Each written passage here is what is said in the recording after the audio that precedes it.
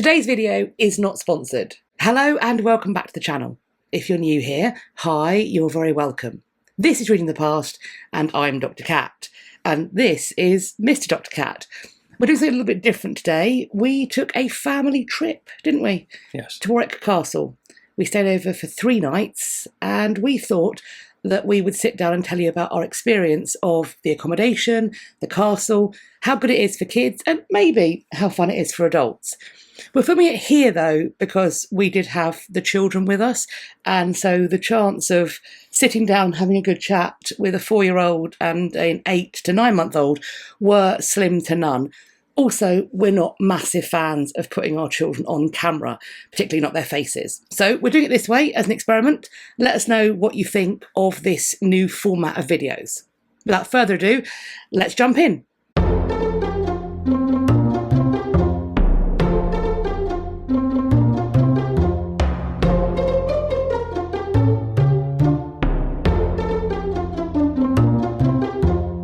Right, so I think I'll kick off with the customer service side of it, because before we even got there, I booked the holiday, and before we got there, I had a little look, and I realised that the tickets to get into the castle were booked for the day we arrived, and we were planning to turn up in the afternoon, settle the kids, and then spend the next 2 days going up to the castle. So I phoned up, and from the start, it was super easy to get those tickets changed. And I mean, what do you think of customer service generally from being on the site in the hotel? It was very friendly, very prompt. Yep. It was almost, oddly enough, noticeable when something wasn't done perfectly. Are you thinking about, we went to this fish and chip stand in there and they hadn't put up a sign or told anybody that the coffee machine wasn't working? Now, normally I don't think we'd even notice that. Oh, I would notice if the coffee machine wasn't working. But we wouldn't notice necessarily that you hadn't been informed. But because of the way Warwick Castle operates, you were surprised, I think, Yes, that they hadn't mentioned that the coffee machine wasn't working, because I think that's sort of what we've been a bit spoilt, really, and we'd come to expect that level of service. I also thought that people were really good with the kids. yes, they were great with the kids. Everybody. Everything was very, very kid-focused, and everybody was very mindful of how to communicate properly with children and make sure that they were having fun, first and foremost. Yeah. And I think they really were, and it wasn't ever pushy. So, you know, with 4-year-olds, sometimes it can be a case that they freak out, they panic, they don't want to do something. They were encouraging without getting upset or offended if a child was like, I'm scared, I don't want to do this.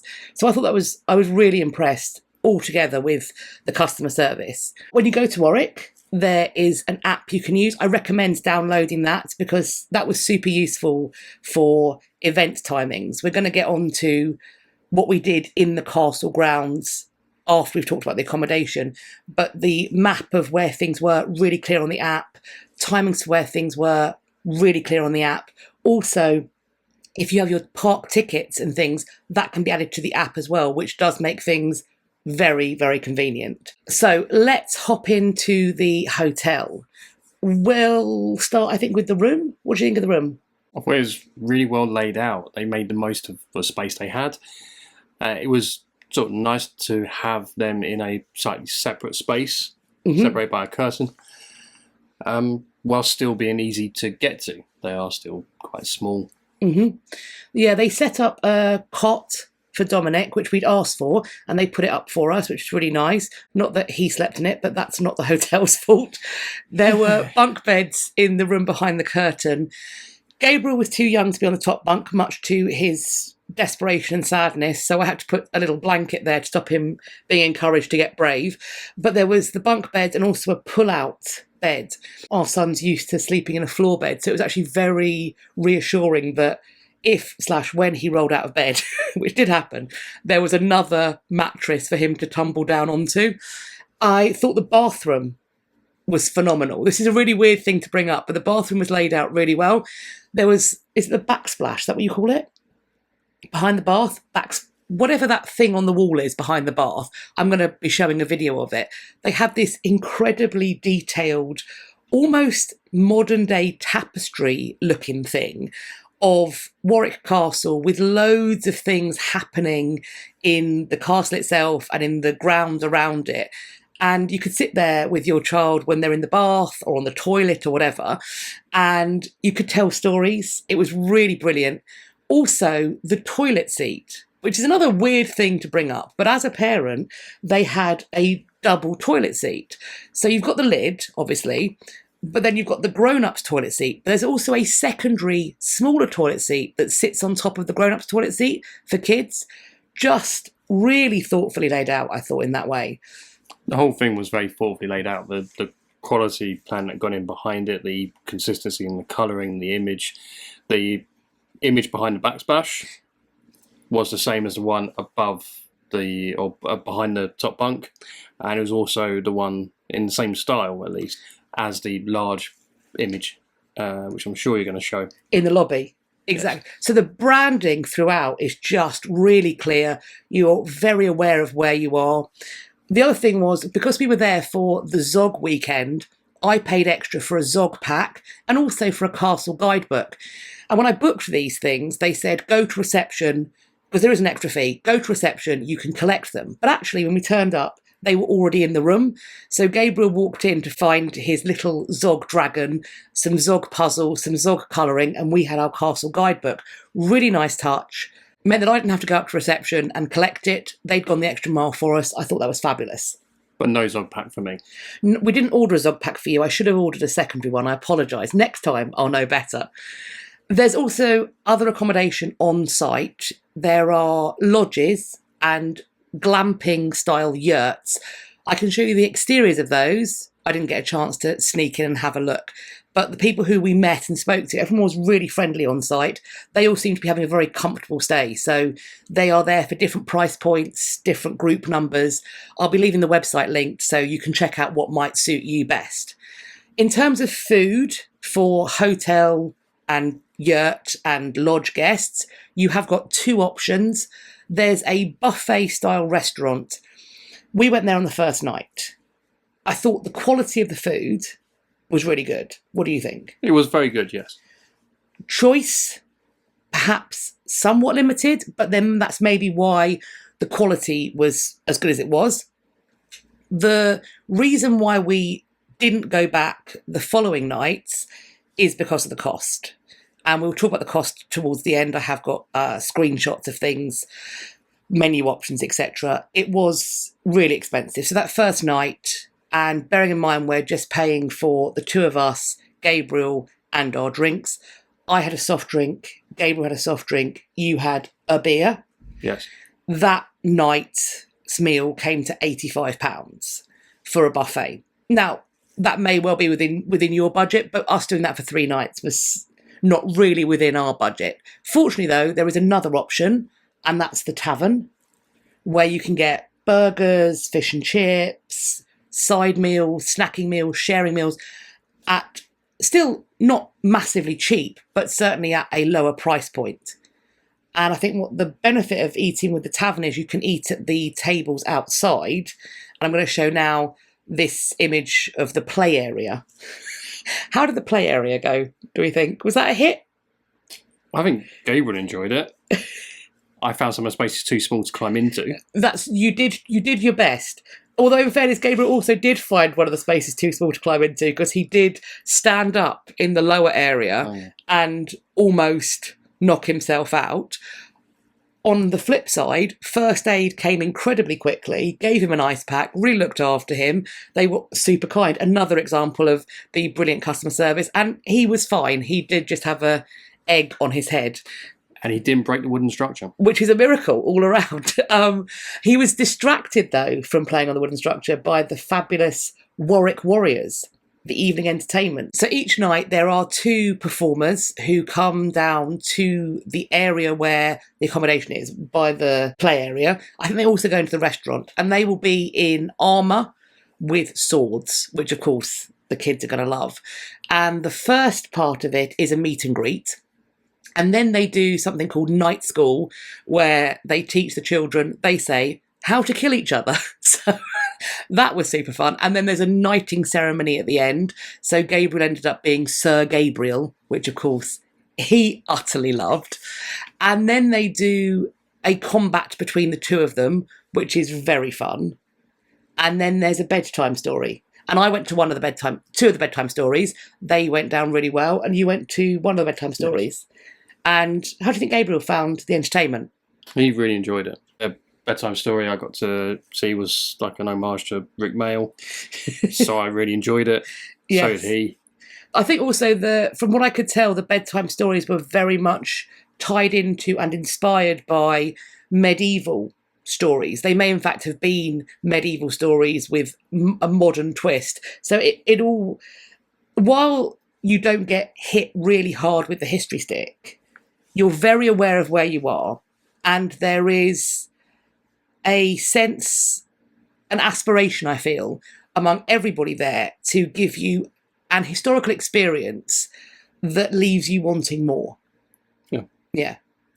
And so I think on that note, we're going to wander up to the castle. Now feels like an appropriate time to provide some historical context about Warwick Castle. The site that we are about to visit and have a wander around was first founded as a fortification in 914 AD. This fortification is attributed to the daughter of King Alfred the Great, the Lady of the Mercians, Ethelfleda. In 914 AD, she ordered a fortified earthen rampart to be built so that the town of Warwick might be protected. In 1016, her fortification was destroyed by Danish raiders. The area was refortified on the orders of William the Conqueror, following his victory at the Battle of Hastings in 1066. Just 2 years later, in 1068, he ordered the building of a wooden motte and bailey castle on the site of what is now Warwick Castle. The construction of this fortification was overseen by Henry de Newburgh. He would become the first Earl of Warwick in 1088. Over the following centuries, Warwick Castle would play host to lords, ladies, monarchs. It would be the site of sieges and battles. The site grew, with the fortifications being expanded and developed as warfare changed, as battlefield technology moved on and advanced. Most of Warwick Castle's towers and ramparts, for example, were built in the 14th and 15th centuries. One of these is Guy's Tower, which was completed by 1395. Gabriel and I decided that we would climb this tower as part of the wall walk. So up the spiral staircase we went, all the way to the roof. I am not a fan of heights. And then back down the other spiral staircase we came.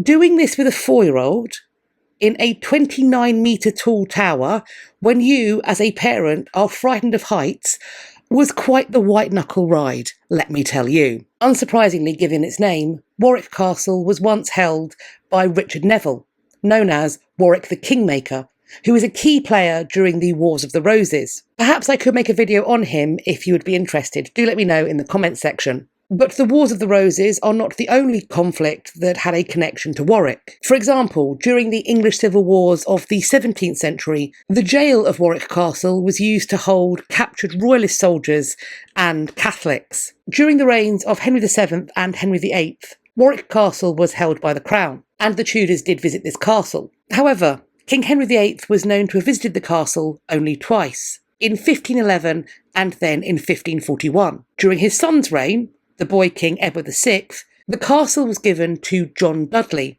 This happened in 1547, at the time that John Dudley was given the title of Earl of Warwick. John Dudley was later accused and convicted of treason and executed.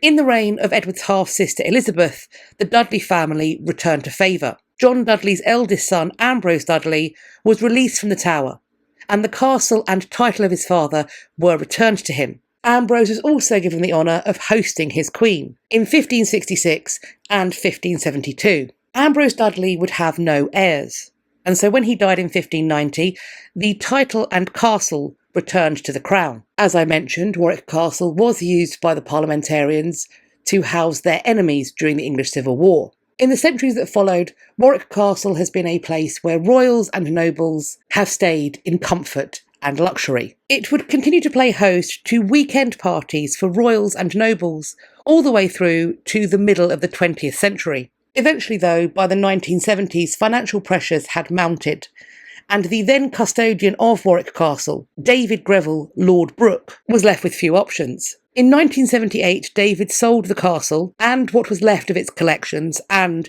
its 100 acres of land to Madame Tussauds. He sold it for £1.25 million. In 2007, it was purchased by Merlin Entertainments, and it is Merlin who are the current custodians of the site today.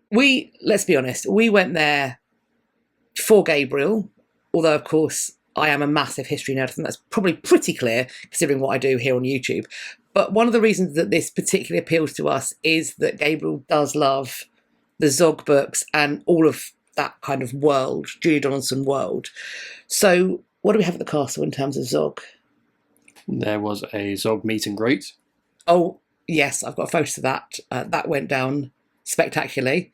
He did try and encourage Zog to come in our car. And as you're going to see in the image how large Zog was, we had to gently not body shame Zog, but point out that Zog probably couldn't fit in between two child seats. Yeah. There was a Zog playground. That went down a treat. We did go there on a couple of occasions. Lots of fun was had there. The Zog show. Yes. That was really fun. Gabriel had a really great time. You were sat at the back being Dominic. I had a great time watching the Zog show. And there's also the activity trail. So you follow the dragons as if you're going through the years of school with them. And there's just various things you can do. And there's a little booklet that you can stamp, which of course is incredibly rewarding for children. But it's not just for kids. There is also grown-up stuff. So we all went to the joust. Unfortunately, you couldn't take the pram onto the area where you stand to watch the joust. And as Dominic was asleep, we decided that you would stay with Dominic and the pram and watch from the back. And you get separated out if you're going to be York or Lancaster. Gabriel chose the White Rose of York, so we stood there. However, this is the Wars of the Roses joust, and Gabriel was very quickly besotted with Margaret of Anjou. All I heard when she was not in front of him or in the jousting arena was, where's the Queen? Is she sad? Is she coming back? And that is understandable because the lady playing Margaret of Anjou was on horseback doing lots of tricks. She was beautiful. She had a crown on. And I mean, frankly, I was obsessed with her too. So I understand why Gabriel was. In terms of the story of the War of the Roses, is this an in-depth academic lecture of what happens in the Wars of the Roses? No, it's not. Is it hitting the major points and giving you a real sense of what happens in a very condensed timeline? I would say yes. Some individuals are perhaps older than they should be in certain points. But what I will say is our 4-year-old has come away obsessed with Margaret of Anjou. Didn't he want you to Google a picture? Yes, he's made me Google pictures a lot. Of Margaret of Anjou? Margaret of Anjou. So in terms of the value to indoctrinating your child into history, when it comes to the joust, I think 10 out of 10. Yes. Next up, I want to talk about really the reason we came there for your benefit. What was that, Jamie? What were you most excited about? When I was 5 years old, I learnt about a trebuchet. I have waited all my life, whole 16 years, And the rest. to finally see a working trebuchet. And finally, I got to see it in action. Was it worth waiting for? Oh, absolutely. It was amazing. But you didn't just see it once, did you? Twice. You got to see it twice. I made you sit through it again. He was very excited about, and I understand why. The trebuchet was incredibly impressive. To see that fired, what you have is a reconstruction that, as they point out, what do they say? It's gone from being a reconstruction to being A live weapon of war. Yes. So in the time from them taking the safety off, it goes from being a reconstruction experiment to being a devastating live war machine. 160 kilos fired over 170 metres. You don't want to get in the way of it? No. No.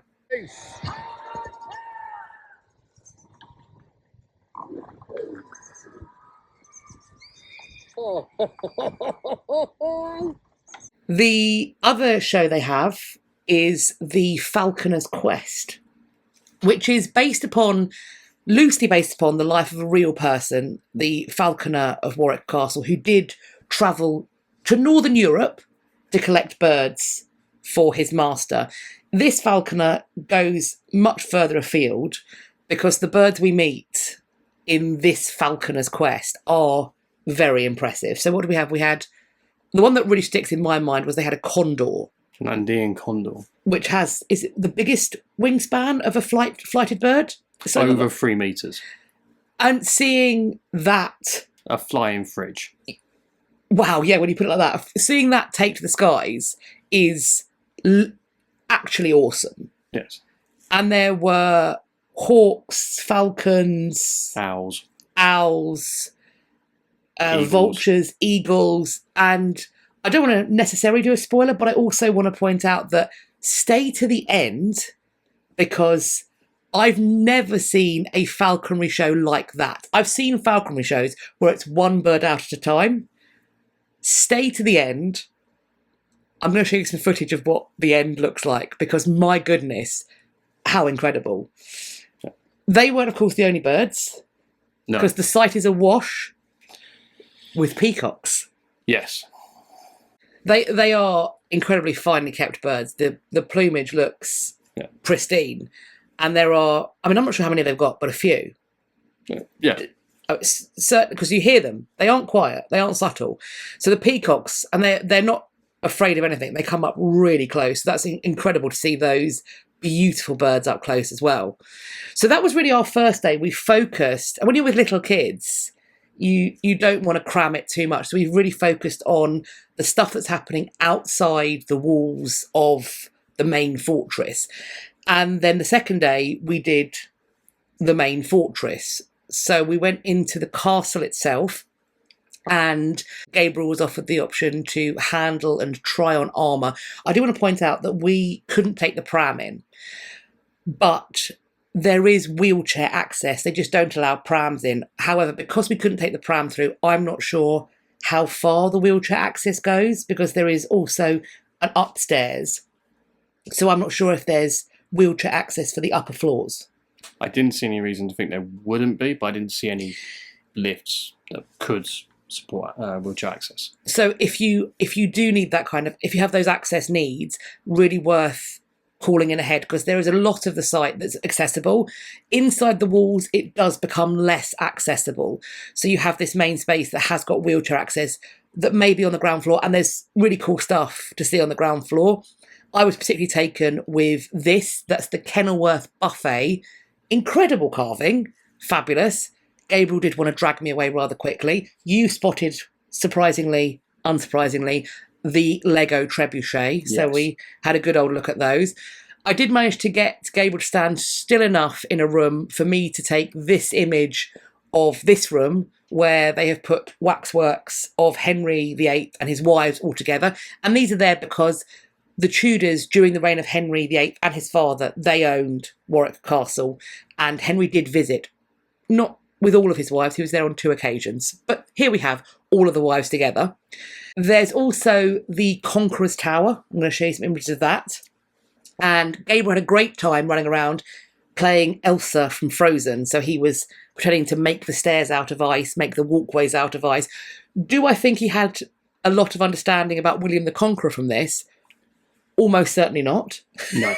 Did he have a fabulous time? Yes. Will he be inclined to go back to another castle because of it? Of course. There we go. So you take your wins where you can with a 4-year-old. The other thing we did is we did the Wall and Towers walk. Now, for this, you stayed with Dominic, and I, for some reason, thought that I should be the one to take this child up these towers. The first bit, totally fine. I was nervous of him being on the edge of the wall, but we took some pictures, I took some video, it was lovely. Then we got to Guy's Tower, and I saw it was tall. But as we're going up this spiral staircase, I'm thinking, this is really high, actually. And I'm not sure what I'm going to see when I get to the top. I was slightly taken aback when I got to the top and it was the roof of the tower. I should have looked at where we were going. It was perfectly safe. I have no doubt that this tower was perfectly safe. However, I am morbidly afraid of heights, so it did not feel perfectly safe to me. So I clung to the flagpole, squawked at Gabriel. We were going straight back down. He was totally fine. And then I made him cling to the banister and hand over fist it all the way down this spiral staircase and out of the towers. And I will be honest, I was shaking. A little bit when you got to the bottom, yes. But that's mostly because of my fear of heights and doing it with a 4-year-old. I would not recommend that. He listened beautifully. I was not okay. He was fearless in many respects. What about taking him to the jail? I took him down to the jail first. He came back up. First thing he asked was, let me take Daddy down. So Daddy went back down to the jail. It is this narrow little staircase, steep, isn't it? Yes. And you go in and it's dark and it's damp and there are chains coming from the walls. And this is a space where Civil War prisoners from the English Civil War, they were held in that jail. Gabriel wanted to go back a third time. I did suggest that we'd perhaps seen enough of the jail. Oddly, though, when it came to the Princess Tower, there were these two lovely young ladies in beautiful pink princess dresses who very kindly offered to tell Gabriel a story. They were apparently too terrifying. That threshold could not be crossed, but the jail was super fine. Yeah. I'm not going to get into the child psychology of that because, frankly, I don't think I want to know. No. No. He also enjoyed the Kingmaker tour. Lots of waxworks in there, telling the story of Warwick the Kingmaker, particularly up to his fall. So you've got these battle encampment sorts of stories, people making weapons, women who follow the camp to fix clothing, all that sort of thing. Really interesting story. I would have liked to spend more time looking at each individual part of the story, but I was with a 4-year-old, so you pays your money and you takes your choice. Right. Anything else you want to talk about with the castle? Thoughts? No, I think that covers all of it. It's an amazing, impressive space. It's a very big space. So there's plenty of space to walk around. It's quite relaxing. It was a very sunny day. Sunny days. Yeah, we had the best of the weather. Really the best of the weather. It was very, very nice. I am going to pull up, though, because I did say we'd talk about cost. So I am going to pull up the damage, if you will. So in terms of the booking, the room for 3 nights, which comes with buffet breakfast included, so that's in the buffet where the meals happen in the evening. For the nights we stayed, it was £432. The castle tickets, which we extended to be 2 days, and we only had to get them for the 3 of us because Dominic's too small to need a ticket. Each of those tickets were £27.50. I also paid for cancellation protection because Gabriel's at daycare, so plague vectors. The cancellation protection was £24.95. The Zog gift pack was £5. The Warwick Castle guidebook was £8. So in total, accommodation with breakfast and tickets and those little extras was £552.45. As I said, the dinner the first night was £85, which is steep. We did have lunch inside the castle in the Undercroft Cafe. That was £36 for 3 of us. You did the dinners at the tavern. I have got a picture of the tavern menu, but just as an example, a classic cheeseburger will set you back £9. And if you go to the fish and chip stand, where the coffee machine was broken, a cod and chips will set you back £11.50, which is actually less than London prices. Yes. So that's what we spent on the holiday, and I'm pleased we did it, and I think it was worth it. Let's wrap up with some final thoughts. What did you think of the trip?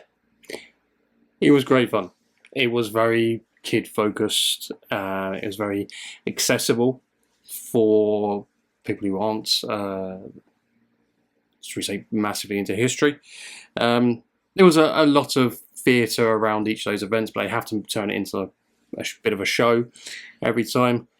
If you can sit through that, it was great fun. A lovely way to relax. Yes, I think if you can find the enjoyment in the theatricality of it, if you don't just want the really high octane show, then it's very enjoyable. What I will say is the joust was very high octane. We're talking pyrotechnics, sword fights, horses, Dramatic music. There, shenanigans aplenty. I thought there was lots to be going on with there. Who would you recommend this for? Probably people with families. It's designed to cater for all ages. So if you don't have a child who's going to get excited, part of the enjoyment was watching the children engage in. That's true. That being said, though, we were there for a Zog break. So we were there. They run at the start of weeks. I think they do have other themed weekend events. So I wonder if maybe they were going for a more adult focused one. I wonder what Christmas at Warwick would be like. I'm sure cold, and I'm also sure considerably more expensive. But I wonder if that would perhaps have more adult entertainment involved. I wonder if you were there for something which was focused on jousting or the Wars of the Roses or whatever other events they were, whether the entertainment in the evening would be different. I'm not sure. Possibly. But then thinking about other, say, more conventional hotels and holidays, you need that entertainment to keep children on board and keep them moving. That's true. It's quite telling that everything was scheduled to last for half an hour. Yes. I think bringing a 4-year-old was probably the youngest, I would say. I think that there were certain things that Gabriel might have enjoyed more if he was maybe 6. Yes, there's a lot he probably did miss out on a little bit. Yes, but then I also think if you're looking at a child who's 11 or 12, they might think the Zog stuff is a bit babyish. Yes. So I think you've got a real sweet spot for kids. Primary school kids would really love this. And if you've got primary school kids in your life who you are trying to indoctrinate into a love of history, who you're trying to encourage that as they grow up, they'll go to castles more regularly, this, I think, is a way to go into it. What do you reckon? Absolutely. But what do you think of what we've just talked about, of the trip we went on, of this kind of video? As always, we're looking forward to reading your conversations in the comments section underneath this video. But we'd also love it if you could pop an emoji or a social glyph in the comments too, because that will boost the engagement, get the video shared out more, and hopefully help us to grow our community. I think we're going to have to do castles as an emoji this time, something turrety, if you will. You can find me elsewhere on social media. He's not on social media, so don't go looking. I will leave links to all the places you can find me on the internet in my description box. Please follow me over on some or all of those so we can continue this conversation and start some others. I do hope you enjoyed this video and found it useful. If you did, please share it with your friends. If you like my channel, let some pals know about it. You can tell me this video in particular by hitting the thumbs up. Please do subscribe to this channel. If you think you have subscribed, have a check now, just to make sure you're not mysteriously unsubscribed against your will. While you're there, checking, subscribing, maybe resubscribing, please hit the bell icon beside the subscribe button and then select all in the drop down that will appear. And that way YouTube claim they'll tell you when I've next uploaded, but also when I'm actually going live to talk about the history news. We have got a failsafe. Head to my website. I will link it. It is www.katrinamarchant.com. When you're there, head to the contact page. There you will see this box. Put your email address in that box and then hit sign up. That will add you to my list, which will let me send you out an email once a week to let you know what I've been up to, but also to send you useful links for my content for the coming days. We hope you're going to have a great day, whatever you're doing, and I look forward to speaking to you all in my next video. Take care of yourselves. Bye-bye for now. Bye.